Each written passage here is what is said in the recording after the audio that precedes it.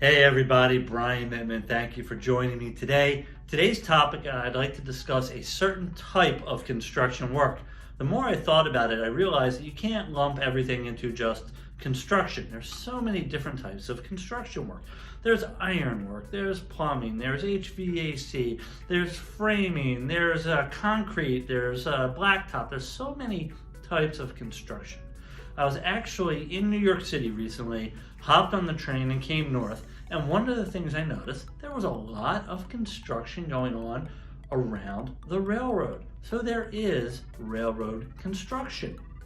Now, why should this be a big deal? I mean, construction's construction, isn't it? And if somebody gets hurt while they're working, it should be workers' compensation. And if there's somebody else responsible for the injury, there should be a lawsuit, and the injured construction worker should be covered by some type of legal claim. That is correct. However, the railroads are very special. Railroads help build the United States.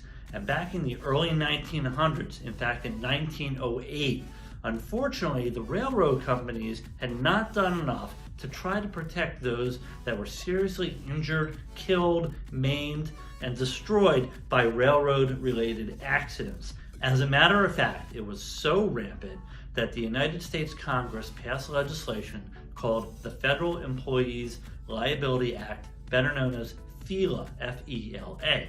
And this act protects railroad workers.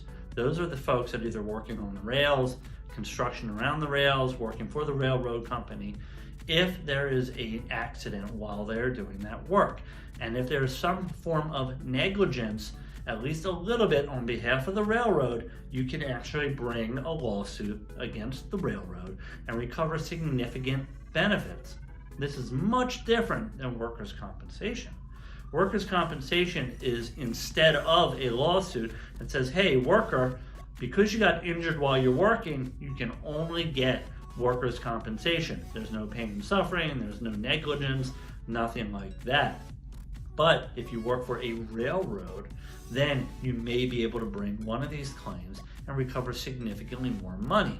And we see it more and more as our infrastructure ages. There is more and more construction going on at the railroads. Now, some of the railroads can hire contractors, and those contractors would be covered by workers' compensation. But if there's some form of negligence, then there might be a lawsuit there as well. But as a railroad worker, if you have been injured while you were working, you are entitled to a benefit known as FELA, and you can bring this lawsuit.